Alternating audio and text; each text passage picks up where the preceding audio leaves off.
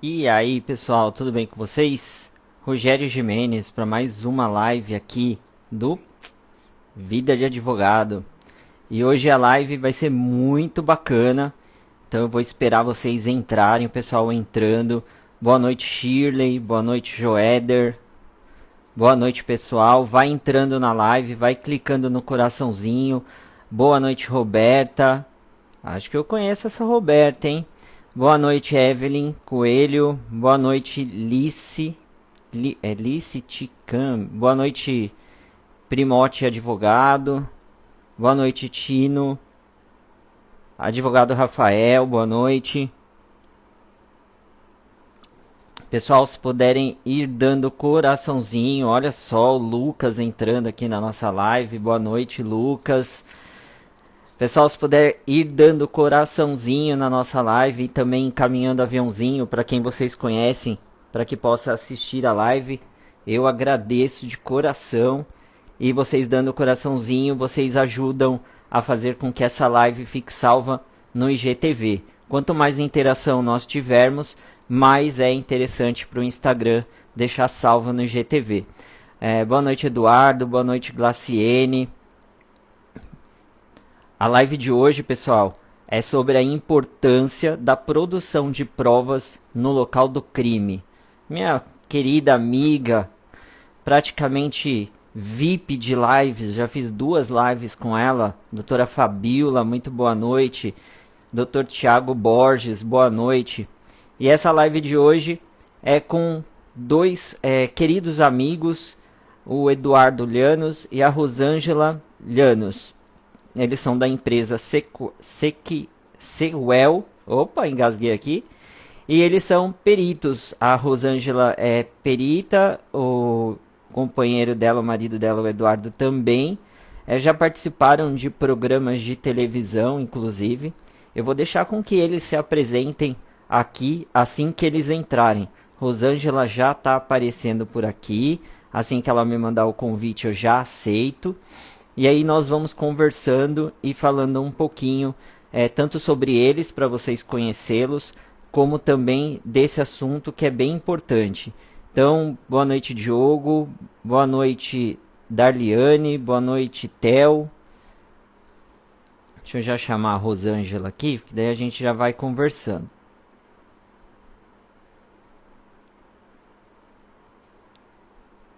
Convidei a Rosângela para ela já ir participando. Boa noite, Diogo.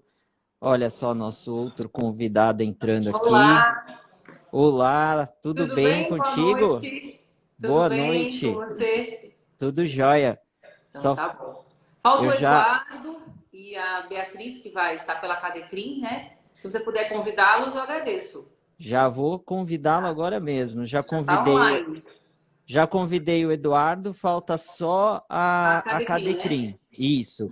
Perfeito. Tudo bem contigo? Tudo ótimo, graças a Deus. Olha aí, Tirando o doutor calor. Eduardo. Aqui também tá calor. Eu tô aqui do lado da janela, falei, hoje eu vou até deixar a janela aberta para ficar mais fresquinho, né? Tá Boa muito noite, frio. Eduardo, tudo Boa bem? noite, tudo bem? Me escuta bem? Tô escutando super bem. É, Maravilha.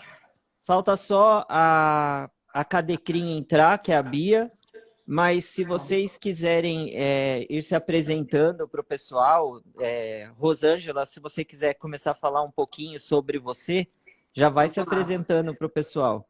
Então tá bom. Boa noite a todos. Eu sou a Rosângela Llanos, eu sou uma das sócias da CEUEL, CECRIM, né? CEUEL Criminalística, e também uma das diretoras da Cadecrim, que é a Academia de Criminalística, que a gente fundou. Tem uns 2 anos, a pandemia atrapalhou um pouquinho, então agora a gente vai estrear com força total. Eu sou perita grafotécnica e perita em documentoscopia. Maravilha. E Eduardo, quer falar um pouquinho para o pessoal se apresentar? Bom, eu sou Eduardo Lanos, sou o esposo de Rosângela. Tá? Deixa aqui que a minha imagem vai escurecendo, não sei porquê, mas vou arrumando assim que vamos falar, tá? Fica tranquilo. Eu sou chileno, sou formado em Ciências Policiais, Criminalística e Direito, tá? Porque essa é a formação como oficial da polícia, que não tem nada a ver com a polícia militar, que é a Polícia Uniformizada do Chile, é a profissão que ele adquire durante 4 anos de estudo de nível superior. Maravilha. Me diz uma coisa, vocês já participaram de um programa de televisão? Vocês querem falar um pouquinho para a gente sobre esse programa, como que foi, o que que ele falava? Enquanto isso, eu vou chamando a Bia. Tá, basicamente, assim, graças a Deus nós já participamos de muitos programas de televisão, tá?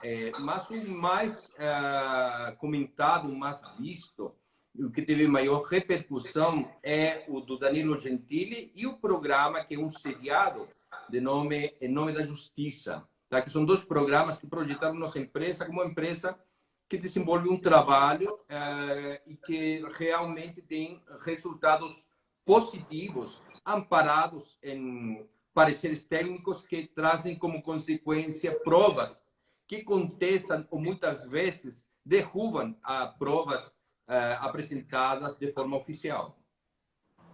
Maravilha. A Bia. Oi, Olá, Bia, boa boa noite. noite.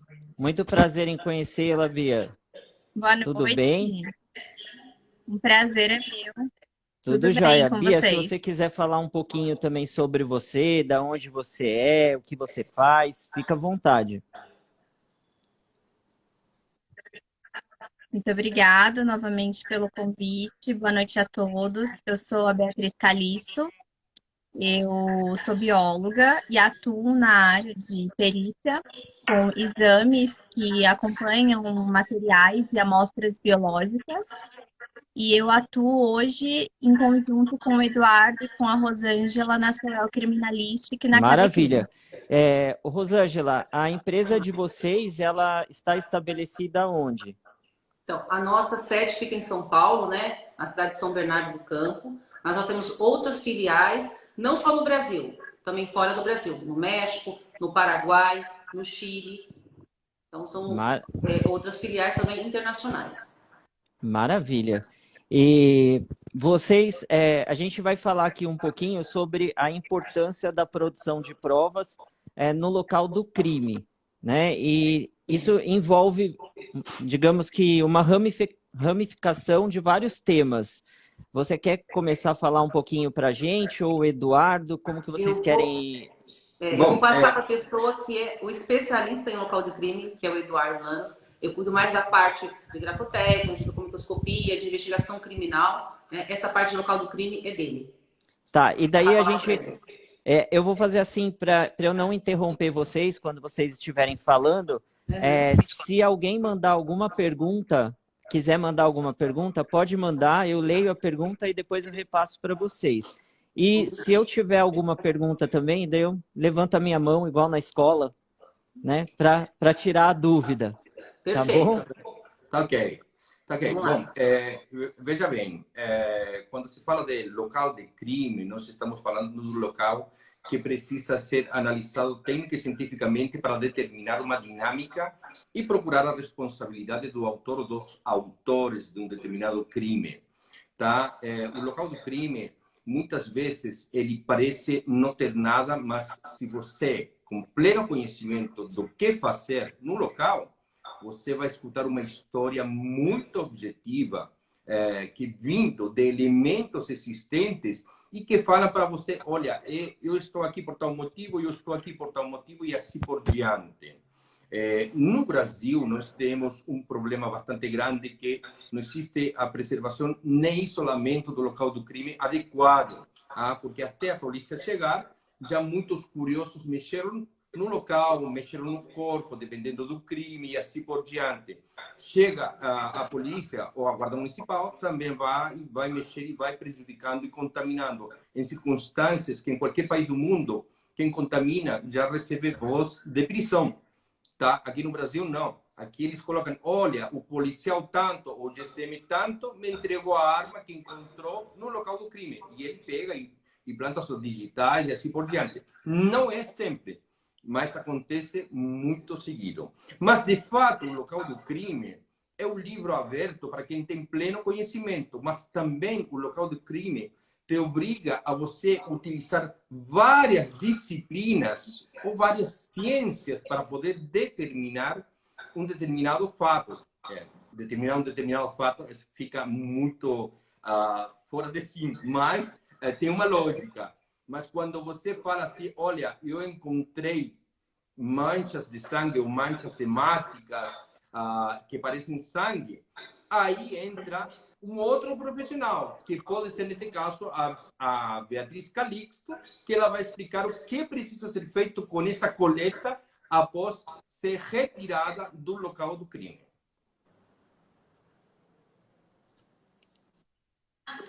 Nesse caso, depois que o perito se dirige até o local, então tem que ser feita a preservação. Após a coleta dos vestígios, eles têm que ser acondicionados de forma correta para serem levados para o laboratório. Mas antes disso, existem alguns testes de triagem que são realizados no próprio local do crime para proceder se é um sangue, se é sangue humano. Então, tudo isso para economizar recursos quando você leva a amostra até o laboratório. E nesse caso, é muito importante que ele seja coletado de uma forma muito correta, de acordo com cada vestígio deixado no local, porque uma coleta errada pode resultar naquela perda daquele vestígio. Então, aquela prova vai ser muito importante ao longo do processo. Então, a gente não pode correr o risco de, por algum erro técnico ou alguma pessoa que não tem aquela formação qualificada, acabe colocando em risco todo o processo de investigação. Então, depois que a gente coleta, a gente faz todo o procedimento de preservação daquele vestígio, mantém a cadeia de custódia dele, e aí sim leva para proceder os demais exames. Deixa eu fazer uma pergunta para vocês. A Bia falou em vestígio, né? Daí a gente tem 3 palavrinhas: vestígio, evidência e indício. Qual seria a diferença assim em cada uma delas, né? O que é um vestígio, uma evidência e um indício? Se vocês puderem dar algum exemplo, também ficaria legal. Então, por exemplo, Não, quer responder, Eduardo? Quer que eu responda? Quando a gente chega no local do crime, todo aquele material bruto que está ali presente naquela localização é considerado como vestígio. Então, é aquele material que eu tenho lá no local do crime. Ali pode ser uma pegada, pode ser um sangue, pode ser sêmen, pode ser uma cápsula de um projétil. Enfim, N situações, e tudo aquilo eu considero como vestígio. E aí eu tenho aqueles vestígios que estavam no local, mas que não têm a ver com o fato. Eu tenho aqueles que são chamados vestígios ilusórios. Eu tenho os vestígios que eles foram plantados por alguém. E aí são pessoas que estão querendo atrapalhar a investigação. Aí são aqueles vestígios que a gente considera que tem que ser descartado, né? Mas são vestígios que foram plantados na cena do crime. Então, eles têm que ser feito uma triagem por um perito experiente para entender que ele é um vestígio forjado. Agora tem o vestígio verdadeiro, que é o que de fato tem relação com o que ocorreu naquele crime, e ele é chamado de vestígio verdadeiro.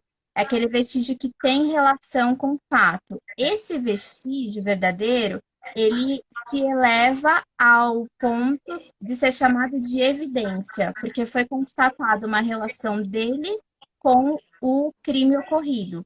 Depois disso, quando é possível determinar que tem circunstâncias que trazem aquela evidência para o fato em si que aconteceu, ele se eleva a indício. Então, é algo que eu consigo demonstrar certeza dentro do processo.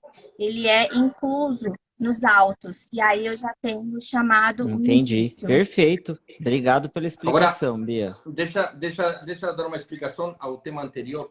Quando se encontra manchas hematoides que parecem sangue, não pode ser atribuído a ele o nome ou a classificação de sangue, porque primeiro temos que ter a certeza se essa mancha vermelha é sangue. Posteriormente, nós precisamos saber se é sangue humano ou animal. E posteriormente, saber se corresponde à vítima ou faz parte do local do crime, produto de alguma agressão da vítima em cima do agressor e deixou alguma mancha de sangue. É muito complicado, não é tão simples assim. Às vezes você chega no local e a polícia fala, não, tem mancha de sangue da vítima. Opa, temos que ver se realmente é da vítima. Se não é da vítima, não podemos atribuir diretamente, sem uma análise precisa que determine pelo DNA se corresponde à vítima ou não. Agora eu vou te contar uma anedota muito interessante no caso do nosso trabalho aqui na empresa. Beatriz Calixto tem um trabalho bastante peculiar. Porque normalmente nós recebemos por parte de pessoas calcinhas, cuecas, vibradores, Meu papel Deus. higiênico, tudo para que seja analisado aqui no laboratório da empresa, que é comandado pela Beatriz, e ela sempre está analisando esse tipo de vestígios ou de elementos químicos que possam trazer como resultado uma resposta para uma pessoa que tem uma dúvida. Então, muitas vezes, a esposa fala assim, olha, eu encontrei, o marido, encontrei um papel com uma mistura de alguma coisa com algo diferente, que um papel higiênico, eu quero que você veja o que é. E no último trabalho que Beatriz desenvolveu aqui na empresa, descobriu que realmente aquele papel estava com sêmen. Tá? Foi um trabalho muito científico, não é um trabalho técnico, né? Porque tem que fazer um trabalho bastante apurado e aplicar um monte de elementos técnicos e científicos para determinar. Mas ela tem esse trabalho e normalmente a nossa empresa recebe de 5 a 10 por mês trabalho dessa natureza para poder determinar se realmente estamos falando de sêmen ou de fluido vaginal ou de fluido por causa de uma excitação. Já tivemos casos onde o marido levou uma calcinha e essa calcinha tinha um produto branco dentro da calcinha, mas foi descoberto que era um talco que a mulher colocava porque ela tinha um Corrimento. Corrimento. Escorrimento, e por isso que ela colocava talco. Mas quando se misturou com a calcinha, aí ficou uma mistura diferente e ele pensou que poderia ser sêmen e nós provamos para ele que não era. Olha só.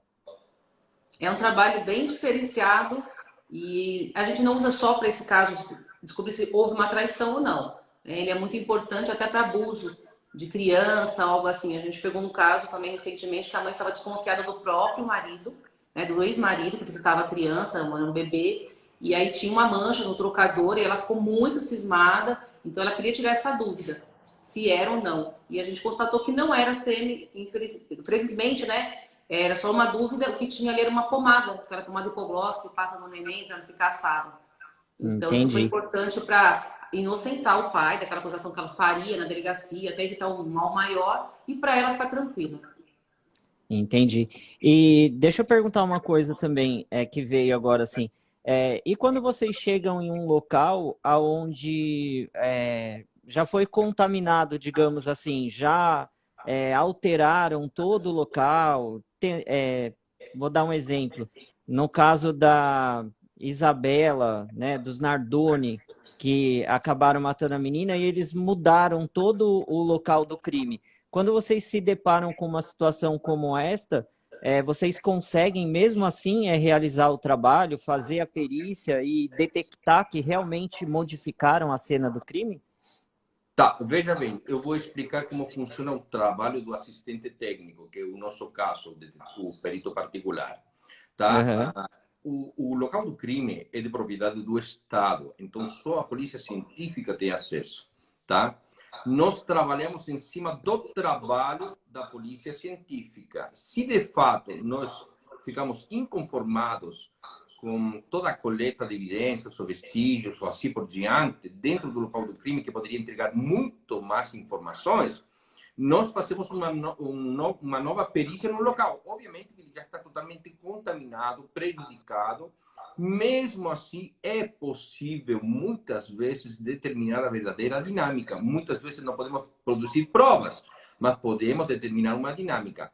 Agora, quando nós temos toda essa dúvida, nós solicitamos para o advogado que solicite uma reprodução simulada dos fatos para nós termos a certeza de que vítimas, testemunhas e réu estão falando a verdade, porque no local você consegue técnica e cientificamente determinar se aquilo que eles estão falando corresponde à realidade da dinâmica ou não. Então nós sabemos imediatamente quem está falando a verdade e quem não. Mas o Estado não permite que o perito particular ou o assistente técnico participe diretamente do local do crime, mas permite que ele participe após a saída da polícia. Tá? Entendi.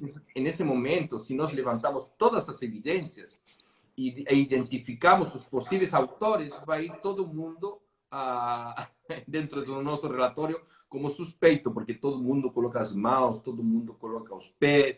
Olha, eu te falo que eu tenho amigos da polícia científica, eu tenho amigos que trabalham no CSI em Los Angeles, nos Estados Unidos, e eles, por causa desses novos programas que aparecem, uma infinidade de equipamento, tecnologia impressionante, nada disso é verdade. E eles acham que a população cobra eles por um trabalho mais eficiente, mais evoluído, e não é possível. Então, se lá não existe, menos aqui no Brasil.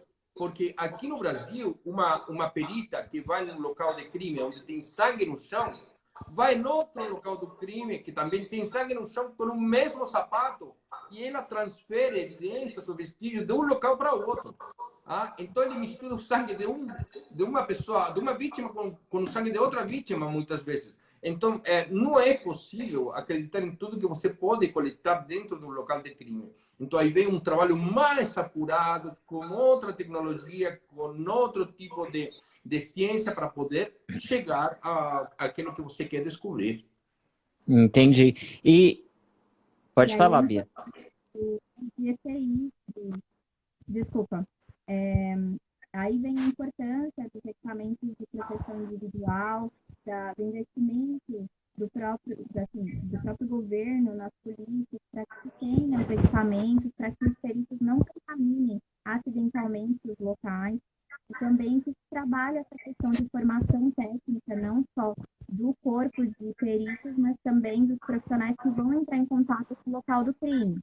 Quando é constatado que tem alteração do local, como você perguntou, os peritos eles têm o dever, e isso está na própria legislação, que eles têm que relatar no laudo deles que o local estava inidôneo, que o local estava prejudicado após a chegada deles.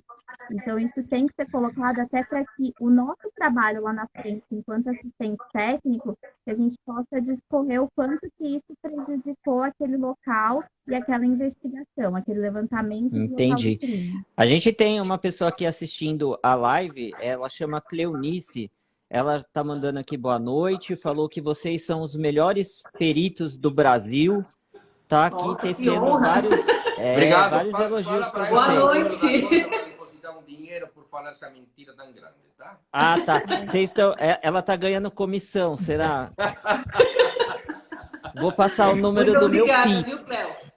Obrigado, Cleonice. Muito obrigado. Maravilha. E, Rosângela, vocês estão colocando um curso à disposição justamente para falar a respeito dessa questão da preservação do local do crime. Ela falou que é a irmã do Juracy, a Cleonice. O Juracy. Oi, Cléo. O Juracy foi um senhor, né? Que ele ficou preso por 3 anos, aguardando o julgamento. E ele foi inocentado, tá? Ele é uma pessoa que não cometeu um crime, mas teve que aguardar o júri preso, né, preventivamente. E aí ele foi absolvido desse júri, o primeiro júri. O Ministério Público não ficou satisfeito, recorreu da sentença, ou seja, e ele foi ao novo julgamento. E aí ele teve que contratar a gente para provar tecnicamente que a testemunha mentia. E era uma testemunha protegida, ou seja, ele nem sabia quem era essa pessoa. O Ministério Público colocou ela como testemunha protegida. A gente contou esse caso na XN, na Record. Então, o Juracy é uma pessoa que nós conseguimos provar a inocência dele depois de 3 anos, preso injustamente. Entendi. Antes da gente falar do curso, parece que vocês também fizeram um trabalho naquele caso que aconteceu em Salvador. Ah, sim, efetivamente, Ah, no sim. caso do soldado. Isso, no caso do soldado. Quer falar um pouquinho sobre esse caso? Não sei se Olha, sim, pode. efetivamente, Pode sim. nós trabalhamos nesse caso, fomos até o local, identificamos tudo o que precisávamos identificar, trabalhamos em cima de vídeos, de reportagens, que vídeo não mente, e nós descobrimos, dentro desta análise dos vídeos, além da dinâmica dentro do local onde aconteceu o crime, de que houve um erro muito grande de procedimento policial em cima de um policial. Ou seja, é como você bater no seu irmão. Tá? Ele estava armado, ele estava descontrolado, mas não apresentava o risco que eles falaram apresentar para poder tirar a vida dele. Tanto que o único disparo que ele fez de frente para uma guarnição totalmente despreparada foi para cima. E nós temos até o ângulo do disparo. E quem iniciou os disparos em cima desse soldado foi um policial que não viu o disparo, a trajetória que ele aplicou ao projetar o cano da metralhadora, e começou a atirar. E quando um policial atira, se desencadeia um monte de disparos de diferentes lugares, porque todo mundo começa a atirar sem saber por quê. Tá?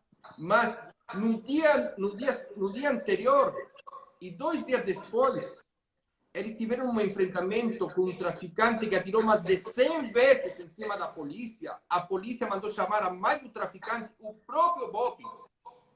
Os mesmos que mataram o policial, mandaram chamar a mãe do traficante, a mãe falou para o traficante se entregar e ele se entregou, em circunstância que ele atirou mais de 100 vezes em cima da polícia. O policial atirou uma vez para cima e o mataram. Mas eles querem falar que realmente é um caso onde houve necessidade, porque ele estava armado. Não, é uma desculpa, até porque eu sou licenciado em ciências policiais e eu conheço muito bem como trabalha um negociador que não existiu, como trabalha um atirador de elite que não existiu, como se controla uma pessoa armada, não existiu. Então, eles preferiram simplesmente matar um colega de profissão. Se a polícia tem a capacidade de matar um policial, é dar vida longa para um criminoso como um traficante que atirou mais de 100 vezes em contra da polícia. Meu amigo, estamos errados, não é verdade? Como vamos acreditar de que essa polícia vai salvar meu filho e não vai matar meu filho para salvar um ladrão? Entendi. E, teve algum outro caso que vocês tenham realizado o trabalho de vocês no local do crime e tenham obtido sucesso, como esse do policial? Muitos, mas a Rosângela pode falar alguma coisa se ela quiser. Vou deixar a Rosângela. A Rosângela tá quietinha ali. Ela tá parecendo uma espectadora da live. Ela está de castigo. Não, não estou de castigo, não. É que, na verdade, essa parte criminal é mais do Eduardo mesmo. A gente tem vários casos e todos eles, nós tivemos que ir ao local do crime para fazer novas fotos ou pedir reprodução simulada dos fatos, e a gente pode acompanhar, assim, essa reprodução, e trouxeram novos elementos para a nossa investigação criminal, que foi passado por um parecer técnico, alguns de acordo com a polícia e outros não. Então, a gente consegue provar, através da reprodução simulada dos fatos, que é isso que as pessoas também vão aprender no curso, como é que funciona, para a gente poder elaborar o parecer técnico com novos elementos ou concordar com a polícia. Porque tem casos que realmente a pessoa fala, olha, foi um suicídio, e a família não concorda, não acredita que foi um suicídio. E nós vamos até o local onde aconteceu o fato, fazemos novas perícias e chegamos à conclusão que realmente o que aconteceu ali foi um suicídio. Mas a família precisa e quer uma resposta se realmente foi isso que aconteceu. E outros casos, foi um suicídio? Não, não foi um suicídio, foi um homicídio. Então, é muito importante ir sim ao local dos fatos. Sempre. Maravilha. Olha, deixa fazer um adendo, aproveitando que tem muita gente que está assistindo e eles vão comentar para outras pessoas. Eu assisti um programa onde um comandante da Polícia Militar, daqui de São Paulo, falou que após um trabalho policial de enfrentamento com bandidos, eles começaram a trabalhar na produção de provas, manipulando o local do crime. Não. Polícia Militar não pode mexer no local, não pode produzir provas. Se ele manipula qualquer prova, vai ser considerado um ato de querer ocultar a verdade. Polícia Militar atuou, liga para a Polícia Civil, o delegado determina a presença do perito e assim que se trabalha. Polícia Militar não mexe no local do crime. Esse comandante foi responsável, despreparado e motivou muitos outros policiais que não sabem como lidar com o local do crime a cometer um crime ocultando provas diante da contaminação por culpa de alguém que não tem conhecimento nem do seu próprio trabalho. Entendi. Quer dizer, ele não sabe nem o que está falando e sai fazendo declarações como se tivesse a maior propriedade do mundo. Exatamente. E com isso ele acaba instigando outros policiais a fazerem uma besteira dessa. Exatamente. O local do crime é da perícia, somente da perícia. Ninguém mais pode entrar. Da perícia e depois, se for o caso, dos assistentes técnicos. Sim, depois. Mas primeiramente a perícia, sempre. E nós tivemos um caso emblemático que nós estamos trabalhando aí para que ele vire um filme, porque nós tiramos da cadeia, após 3 anos de prisão, um engenheiro da Vale que foi acusado de homicídio, de ter matado a mulher, porque todos os vestígios encontrados na casa, o sangue, isso lá, davam a entender de que ele tinha batido a cabeça da mulher contra o chão por várias vezes. Então, ele me contratou, não me contratou, contratou a nossa empresa e nós fomos até o local, fizemos a reprodução simulada, fizemos um estudo do comportamento do sangue no local do crime, ou seja, analisamos todo como ele se comportou e como foi projetado, e como se depositou, como foi transferido na parede, nas camas, e descobrimos que a mulher não foi morta de noite por ele, porque eles brigaram, ele saiu, voltou no outro dia e a encontrou morta e chamou a polícia. Na verdade, a mulher de noite se levantou para ir no banheiro, escorregou e caiu de cara no chão, perdeu o conhecimento quando acordou numa poça de sangue. Você sabe que o sangue é igual que óleo, você escorrega. Então ela tentava se levantar e como escorregava, se apoiava de um lugar, se apoiava do outro e foi deixando um monte de manchas. De repente o braço caía e projetava sangue como se alguém tivesse batido no chão a cabeça da mulher. Então, nós provamos a inexistência de sombras de pés, ou seja, onde estava a pessoa quando levantou e bateu a cabeça contra o chão, porque não existia uma sombra. O que é uma sombra? É uma marca onde não existe sangue, porque existiam os pés do autor do crime. Então, eu perguntei para o Ministério Público, que ele acha que é o conhecedor do mundo, tá? E que quando o promotor acha que sabe tudo, eu perguntei, então me explica como ele fez para matar a pessoa. Se ele estava flutuando, ele não precisaria entrar pela porta para matá-la, ele entraria pela janela, não é verdade? E posteriormente, não contenta a promotora, que falou que ela tinha certeza porque ele foi o último a sair de casa. Olha a estupidez que ela falou. Ou seja, só porque saiu por último de casa, ele a matou. Aí ela perguntou, eu falei que ele tinha morrido 15 horas, ou seja, 5 horas após sair da casa. 5 horas após sair da casa. O que a promotora, não acreditando no meu trabalho, porque eu sou um assistente técnico, sou um gringo que vem de fora para falar mal da perícia brasileira, aí ela perguntou para o médico legista, solicitou. E o médico legista falou, conforme os elementos observados no corpo da vítima, ela parece ter falecido há 15 horas. Ou seja, 5 horas coincidiu com aquilo que eu falei. Não contente, eu fiz uma perícia com o nosso engenheiro em telecomunicações e ele determinou que o celular foi utilizado 5 minutos após ele ter saído de casa. E o celular não tinha uma mancha hemática, ou seja, não tinha uma mancha de sangue. Isto significa de que ela realmente estava viva, depois de mexer no celular, dormiu, quando acordou à noite, foi no banheiro, escorregou, caiu e acabou morrendo. Tá? Mas peraí, tiramos ele, mas ele perdeu o trabalho, ele era palestrante internacional, professor. Acabou a vida do cara. E hoje em dia ele tem um trabalho particular para poder viver. Então, isso é o que provoca um mau perito, isso é o que provoca um promotor irresponsável E isso é o que provoca a desídia ou a preguiça de não solicitar nova diligência para ter a certeza, amparado em elementos técnicos e científicos, de que a verdade é essa e não outra. Mas deixa eu te falar, Entendi. o grande erro, né, para vocês que estão escutando, o que aconteceu? Nunca se perguntou qual foi a hora da morte. A hora da morte foi dada no horário que ele sai, né? O marido sai, né? Ele tem uma briga com ela, ele sai de casa, dia 31 de dezembro, imagina, né? Véspera de ano novo, ele sai de casa e aí o horário da morte foi colocado como se fosse 23h47, o horário que ele deixa o apartamento. E isso não é verdade, né? Ela morreu por volta de 5 horas da manhã, algo assim. Então nunca se perguntou qual era o horário da morte. Então até a entrada da CEUEL no caso, a gente perguntava, mas qual o horário da morte?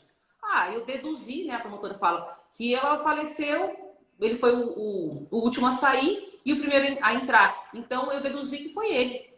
E a hora da morte no atestado de óbito estava como 23h47. E não era o horário verdadeiro. Tipo, ela supôs e tá tudo bem. Isso. E ela fala essa palavra, eu deduzi. E ele ficou preso por 3 anos preventivamente por dedução. Né? Hoje ele está respondendo o processo em liberdade, a gente está aguardando. Ele sequer foi pronunciado. Né? Estamos aguardando ainda, já tem 6 meses, alguns laudos da polícia oficial. Né? Nós fizemos vários quesitos, estamos aguardando essas perícias ainda. Mas se não tivesse feito um parecer técnico, perguntado a hora da morte para o assistente técnico, e essa resposta veio. E a promotora não poderia simplesmente dar a liberdade dele baseado só no assistente técnico. Ela pediu para o médico legista, né, o perito, qual é a hora da morte? E quando ele fala a hora da morte, não tem nada a ver com o horário que ele deixou o apartamento. Olha o absurdo, um erro grotesco. Cabe até uma indenização depois. Não sei se já está sendo solicitada, mas cabe. Ele vai processar. Posteriormente, sim. Tem uma pergunta aqui de um, acho que é Jeff. Ele está perguntando aqui, ó. A investigação defensiva permite que o advogado isole o local do crime. Como está isso na prática? Vê quem quer responder. Não, o advogado não pode isolar o local do crime, não. Ele colocou aqui, ó. A investigação defensiva permite que o advogado isole o local do crime. Como está isso na prática? Não, isolar o local do crime é no início do fato. Quando há denúncia para a polícia chega, isola e preserva. Isolar é passar aquelas fitas e preservar e não deixar que ninguém mexa, tá? Mas na investigação defensiva, o advogado pode utilizar tanto um investigado particular quanto um perito particular para a produção de provas, fazer levantamento e fazer um trabalho paralelo. Isso não tem nenhum problema. Agora, o determinar que se isole um local... Bom, pode ser da seguinte forma. Se ele acredita de que o local ainda deve ser periciado, ele pode solicitar para o juiz ou para o delegado que o local continue preservado ou isolado para poder fazer uma contraperícia, vamos chamar assim, ou uma perícia particular para nova produção de provas ou para confirmação das provas já obtidas pela perícia. Maravilha. Esse caso que vocês citaram agora há pouco, o Eduardo falou que talvez vire um filme, é isso? Sim. Nós estamos negociando porque assim, não é possível que o que você fale prejudique a vida de uma pessoa por 3 anos, tá? Então, quando o Ministério Público é o fiscal da lei, quando o fiscal da lei age de forma subjetiva e com achismo, você tem que agir, e como não acontece nada, porque o Conselho Regional bate nas costas de qualquer um que chega lá denunciado, então é melhor fazer um filme para que o Brasil saiba como funciona e qual é a conduta quando se comete um crime de acusar alguém sem provas, como é o caso deste engenheiro, tá? Porque não existiam provas científicas nem técnicas, existiam indícios de um crime que poderiam ser atribuídos a ele, mas não existia nenhuma prova em cima dele como autor do crime, simplesmente porque foi o último a sair de lá. Absurdo. Precisando de figurante, autor, assim, nesse filme, pode me convidar, já estou aqui me autoconvidando. Esse caso deveria servir de exemplo, eu acho que para o Brasil todo, né? Um caso que tem que repercutir sim, tem que fazer um filme, né? A gente já está negociando aí com a produtora, porque é um caso atípico. Eu vou dizer atípico porque normalmente falar só quem é preso são as pessoas negras, né? Afrodescendente e pobre. Não é verdade, né? Essa pessoa, esse rapaz, ele tem 33 anos, tinha na época, ou já estava com 38. Então, ele é um professor universitário, engenheiro da Vale, né, classe média alta, e foi acusado de um crime que ele cometeu e pagou por esse crime preso preventivamente sem ter cometido. Então, assim, erros acontecem não só com pessoas pobres. Eu acho que a gente tem que mostrar, sim, que erros acontecem com qualquer pessoa. Tá, tem uma outra pergunta aqui. A pessoa está perguntando o que acontece com um policial civil quando ele acusa injustamente uma pessoa inocente. Não sei se esse tema seria para abordar, mas como fizeram Não, a a gente pode pergunta responder aqui. sim. Podemos responder sim. O policial civil, na verdade, ele é o Estado, né? Ele não vai ser processado com pessoa física. A pessoa vai processar o Estado. Então, teoricamente, assim, ele pode errar, né? Uhum. Já a pessoa não vai processar o investigador. Vai na processar o verdade, Estado. Sempre e quando não seja alguém da minha família, porque o Estado não vai conseguir nem achar um policial. Daí vocês fazem assim, vocês e tem a contratam a questão que Rosângela e o Eduardo para fazer uma perícia técnica para provar que esse policial agiu erroneamente e daí processa o Estado. Porque Correto. há duas o que formas. tem também a situação Há duas formas. Se o policial errou, Pode ser. você acusa o Estado de errar. Se o policial apresentou provas falsas para incriminar, ou seja, quando tem toda a intenção de incriminar, daí se torna algo pessoal. Aí é diretamente na corregedoria e na justiça. Tá? Aí é outra história. Por exemplo, no caso do senhor Juracir, que é irmão dessa moça que falou que éramos os melhores do mundo, o policial ameaçou a testemunha protegida de que se ela não falasse que o Juracir era o autor do crime, ele teria problema futuro com a justiça. Então, nós temos esse indivíduo que, aliás, ele entrou em outro caso onde nós também estamos participando, e isso vai ser muito bom, porque ele novamente apresentou uma prova falsa para incriminar uma pessoa. Esse tipo de gente tem que ser tirada das filas da polícia. Nós conhecemos tantos policiais bons, tantos peritos bons, mas tem alguns aí que, quando não vão com a cara da pessoa, eles tentam incriminar de qualquer jeito. Eu vou te contar uma coisa, que não vou, só vou contar um milagre, não vou contar um santo, mas nós pegamos agora um caso onde a juíza olhou uma fotografia da vagina de uma criança e falou: nossa, essa criança pegou DST. E condenou a quantos anos, Rosângela? Condenou a 27 anos o inocente. 17 anos. Espera aí. Agora eu te pergunto. Ela comprovou se as fotografias eram realmente da criança? Não. Ela tem certeza que essa é uma doença sexualmente transmissível? A menos que ela tenha pegado já conhecia como ficava? Ou ela está inventando? Só para prejudicar o réu. Mas de uma forma ou de outra, ela não pode emitir uma opinião se ela não tiver um respaldo técnico ou científico. Então, esse tipo de pessoas atrapalham a justiça. Elas fazem que o próprio ser humano, o próprio brasileiro, não acredite na justiça, porque ele pode ser condenado por pessoas que são descapacitadas para o cargo que ocupam. Estuda tanto para chegar lá e fazer algo desse tipo. Olha, se é desse jeito, não precisa estudar muito. Sim. Ele está lidando com vidas, né? Esse senhor era um zelador de um edifício, ele era um senhor aposentado e ele está preso, né? Imagina, condenado a 27 anos por um crime que ele não cometeu. Que é o estupro de vulnerável, a criança tinha 10 anos na época, a mãe juntou, ela falou: não, eu tenho provas que ele cometeu esse crime, eu tenho provas. Ela disse: então me prova. Eu tirei foto. Ela disse que o crime foi em novembro, né, de 2017. Ela vem juntar fotografias tiradas em 2018, em janeiro, fevereiro. Então, assim, é um absurdo o que aconteceu com esse caso, mas a gente vai provar a inocência do senhor. Já estamos com 2 pareceres já elaborados, falta só um, e colocar o caso na mídia para que as pessoas vejam, como eu falei novamente, né? Não é só com pessoas pobres e negras. Acontecem erros com qualquer tipo de pessoa. A mãe pode ser eu, você, a Bia, o Eduardo, com qualquer pessoa. Sim.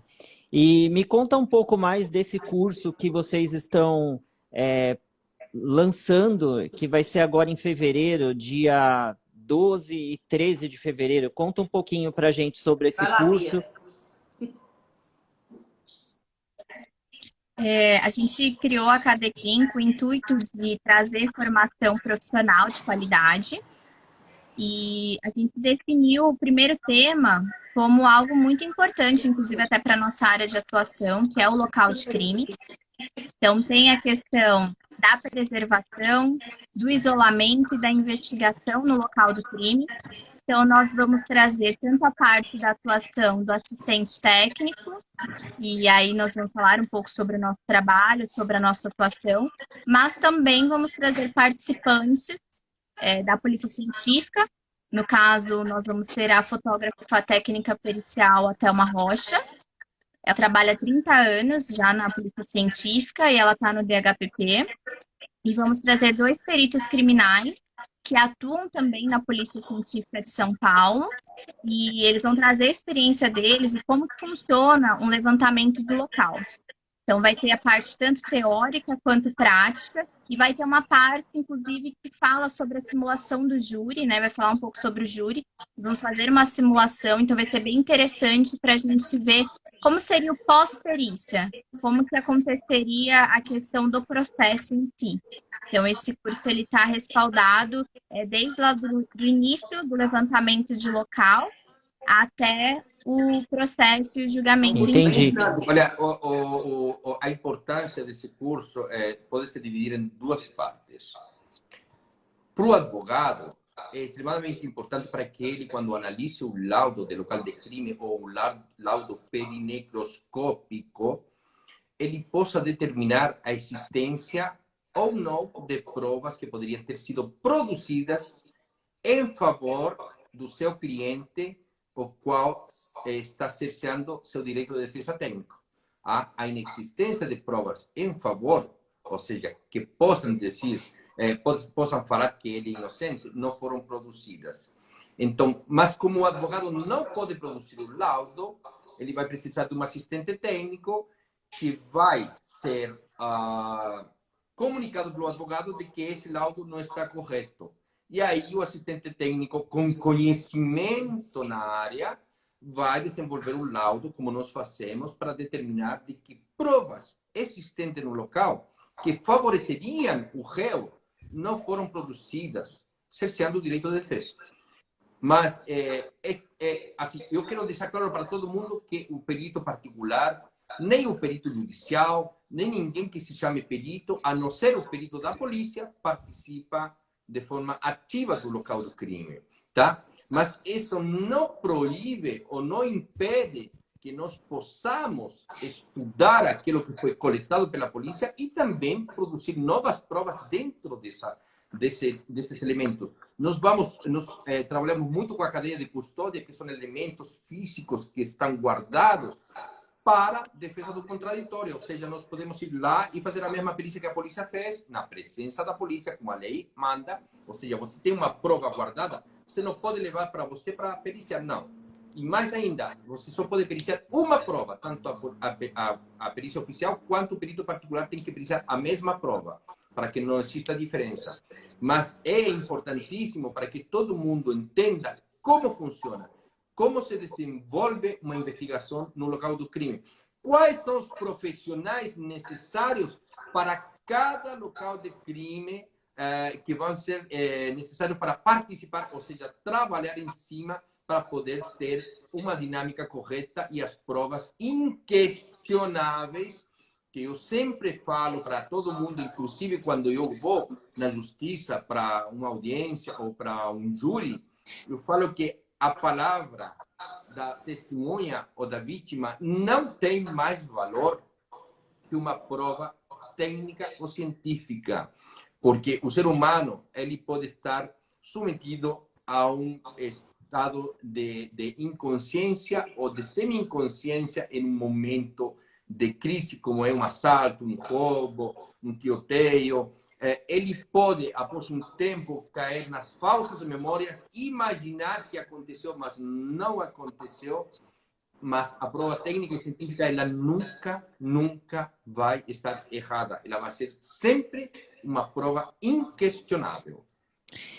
Maravilha. E vocês acham que esse curso ele é destinado não só para os advogados, mas também para os estudantes de direito? Qual que é o público-alvo desse curso?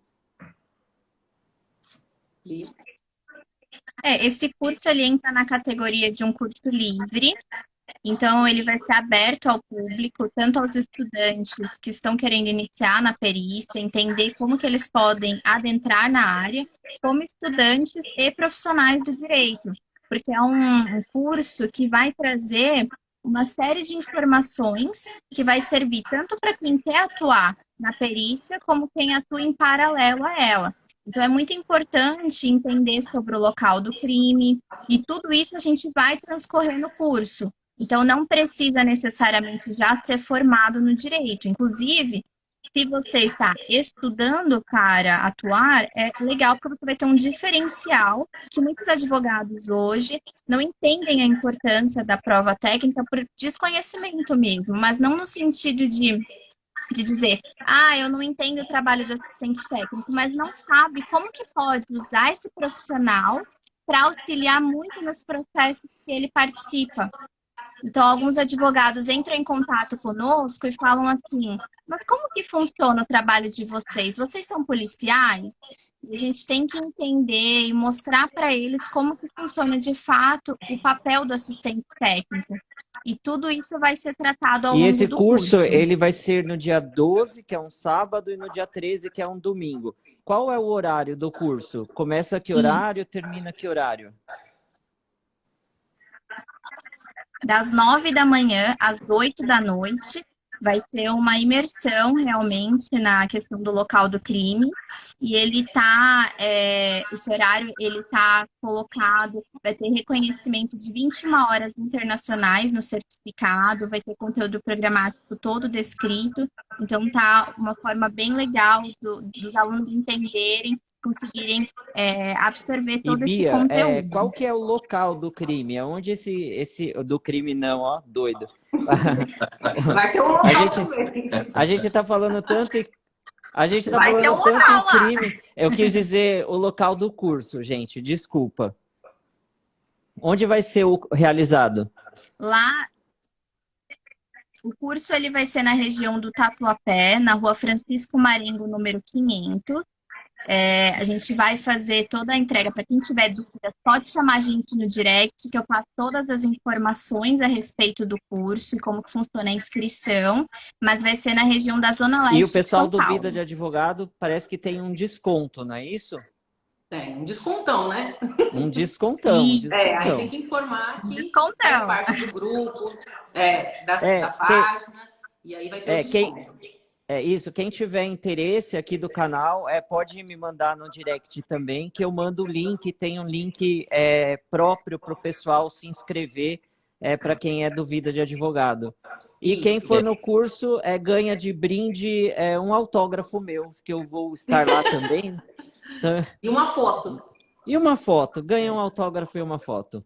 Olha, E vocês vão... prints lá, viu? É isso que eu ia falar, vocês vão dar brindes e vai ter sorteio de alguma coisa também, se eu não me engano, né? Sim. Isso, é uma surpresa ainda o sorteio, mas os alunos vão ganhar camiseta, vão ganhar caneta, então vai ser bem bacana, a gente está preparando algo bem surpreendente, eu tenho certeza que as pessoas não estão maravilha. Minha esperando. sogra. Até sua sogra. Vai ser Você- sorteada. Não, como é de local de crime, a gente vai ter que cometer um crime lá, né, doutor Rodrigo? É isso que eu ia falar. Você vai, usar a sua sogra como manequim para mostrar na prática Bem realista. Ele vai... como funciona. Uma tentativa de homicídio, eu acho, né? Entendi. Vamos ter as aulas teóricas. Bom é que já tem Vamos ter as aulas advogado. teóricas. Vamos ter casuística, que são casos que realmente nós resolvemos. Nós vamos ter 2 cenas de crime e vamos ter uma simulação de júri. Por que a simulação de júri é importantíssima? Porque tem muito assistente técnico que acha que assinar o laudo acaba por aí. É uma responsabilidade muito grande que pode acabar com a vida de alguém, no sentido de privá-lo de liberdade ou não. Então, quando você enfrenta um juiz, um promotor e um advogado, dependendo do lado que você está, é assim, é um ataque que não tem de onde você vê os tiros, tá? Então você tem que estar muito preparado, você tem que estar muito quieto. Eu já fui até maltratado em um júri por um promotor por ser estrangeiro. Mas quando eu me levantei para mostrar para ele 5 dedos que eu tenho na minha mão direita, aí entrou a polícia no meio, entrou o juiz e parou por aí. Porque eu não aceito... duas coisas que eu não aceito. Que falem da minha nacionalidade, como que eu estou ofendendo o trabalho da polícia. Não, porque eu tenho toda a minha documentação reconhecida pela Embaixada Brasileira no Chile. E segundo, não admito que me perguntem quanto cobrei, como insinuando de que eu fiz um laudo pago favorável. Porque Sim. em um tribunal de júri ou em uma audiência, todo mundo é pago. Promotor, juiz, advogado, todo mundo. Então eu não tenho por que ficar nessa situação. Então, são duas coisas que eu não aceito. Mas o que eu não aceito é injustiça por parte do desconhecimento ou a maldade de alguém que tem que aplicar a lei. Então, por isso que eu sou bastante duro para responder e muitas vezes muito criticado, mas eu estou aí para defender a liberdade de um inocente, com unhas e dentes, contra todo e todos. Esse é o pensamento que nós temos aqui na SECRIM, que é a Sewell Criminalística. E nós sabemos da deficiência de cursos. Muitos cursos, estimado colega, são dados por pessoas que nunca colocaram um pé no local de crime. Que pegam cursinhos da internet e ficam dando curso como se eles fossem os maiores conhecedores de um local de crime. Não, o local de crime, o professor tem que ter os conhecimentos teóricos e práticos.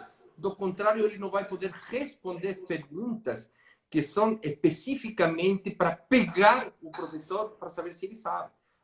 E só quem colocou as mãos na massa pode responder. Então, aprender com quem realmente sabe, como é o caso dos peritos criminais que vão trabalhar na CADECRIM. E no meu caso, que também fui perito criminal da polícia, fica muito mais fácil, muito mais objetivo, muito mais entendível e muito mais fácil de assimilar o que é necessário ser feito no local do crime quando se depara com um processo onde tem um monte de laudos sem saber o que fazer. Ó, veio mais uma pergunta aqui no finalzinho da live. O correto é local de crime ou local de fato? Não. Local de crime é onde aconteceu um crime. E temos crime secundário, imediato ou secundário e primário, dependendo do local onde você aprendeu. Tá? Mas, por exemplo, no Chile existe um local do crime e um local do fato. O local do fato é onde você encontra um corpo que foi dessovado. E o local do crime é onde esse corpo foi morto. Tá? Perfeito. Essa é a diferença. Mas é local de crime ou do crime. Maravilha. Pessoal, um último recado que é importante e o pessoal fica preocupado em relação à pandemia. Nesse curso, todos os protocolos sanitários estarão sendo seguidos, uso de máscara, álcool em gel. Obrigatório. Vai ter que apresentar a carteira de vacinação. Sim. Até porque é uma lei, acho que municipal ou estadual, que precisa apresentar. Precisa, então, assim, ela pode ser xerox, pode estar no celular, porque hoje a gente tem online, né?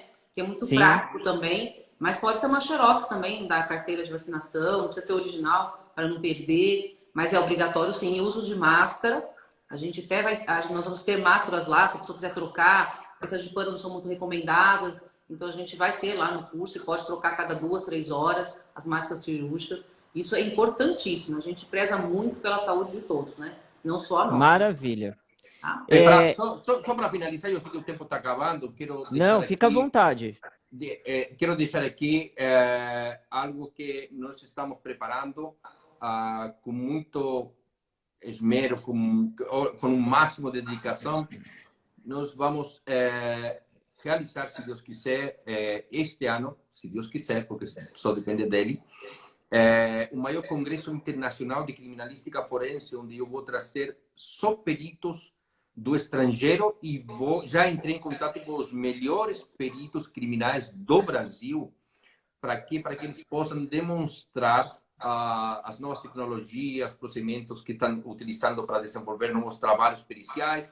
E o mais importante, como todos os peritos que vêm de México, dos Estados Unidos, do Chile, do Paraguai, que são todos peritos criminais, nós vamos ter um tradutor simultâneo para que todos que eles falem em espanhol, que não entendem espanhol, já possam entender em português e assim por diante. Inclusive, estamos vendo a possibilidade de um intérprete de sinais para que ninguém fique de fora, tá? Mas por que nós vamos fazer isso aí? Porque normalmente no Brasil, os congressos de criminalística são só para policiais. E eu acho que quem quer conhecer, quem quer saber como funciona, e quem quer, por último, fazer uma faculdade de criminalística fora do país, que demora 5 anos para se tornar um verdadeiro perito criminal, também possa optar através do conhecimento que estes profissionais vão trazer para o Brasil, junto com os profissionais brasileiros, que são de alto ou altíssimo nível. Maravilha. Vou fazer uma foto nossa aqui, então todo mundo arruma o cabelo, se ajeita. Isso, faz Photoshop depois. Dá aquele sorriso. Eu tô precisando pôr uma barba, né? Minha tirei, né? Põe um filme. Vamos lá. Aí. No 3, hein? Aí, vou tirar mais uma só para garantir. Bora. Aí, perfeito. Então, eu queria agradecer novamente por vocês terem aceito o convite de fazer essa live, de falar desse assunto tão importante também. Agradecer pelo desconto que vocês concederam aí para o pessoal do Vida de Advogado. E se vocês quiserem deixar um recado final aqui para o pessoal, fiquem à vontade para dar esse recado, uma mensagem, enfim, convida para o curso, para a gente finalizar a nossa live. Todo mundo no curso, quem tem que agradecer somos nós, Rogério Vida de Advogado, uma página que sempre abre, né, um caminho para a gente poder mostrar o nosso trabalho, agora com esses cursos, que é importantíssimo para os advogados, é muito importante, tanto da área civil, a área criminal, quem atua na família é muito importante, né? O assistente técnico, ele é importantíssimo em todas as áreas, não só na área criminal. Então, a gente vai demonstrar isso lá no curso. A gente conta com a presença de todos vocês. Maravilha. Eduardo? Primeiro, eu queria mandar um beijo enorme para minha filha maravilhosa, linda, que acabou de entrar na live. Ela com 21 aninhos já se formou como médica veterinária. Olha, parabéns. Maravilhosa. Tá? E falar para ela que eu vou estar com ela até o último dia da minha vida, se ela precisar. Tá? E convidar todo você. Primeiro, agradecer você por todo o bom que você está fazendo para nós, com divulgar este vídeo, este trabalho, este curso e futuramente nosso congresso. E falar que lembre sempre que todo advogado que quer êxito total precisa de uma prova técnica ou científica, e para isso nós estamos aqui. E por este motivo nós estamos tentando formar um máximo de pessoas que realmente tenham um amparo profissional por trás, para que possam colaborar com o trabalho tão complicado, tão difícil e tão esforçado dos advogados do Brasil. Mas sim, também quero deixar claro que o perito particular sempre vai ser mais bonito que o advogado.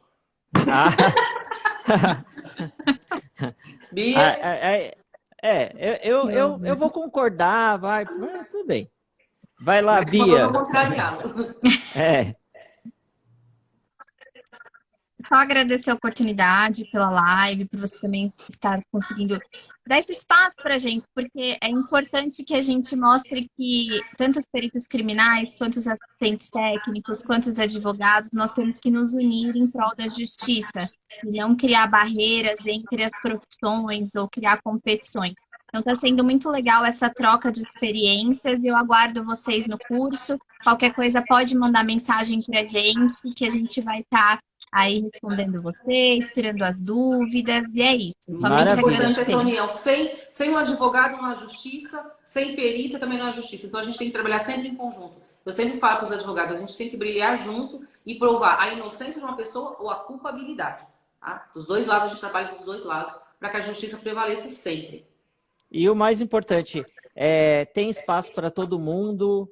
O canal, a ideia do canal não é ter audiência, não é ter, nossa, eu quero audiência, não, é transmitir conteúdo as lives ficam gravadas no IGTV, então tem muitas pessoas que não conseguiram assistir aqui ao vivo, mas depois irão assistir lá no IGTV.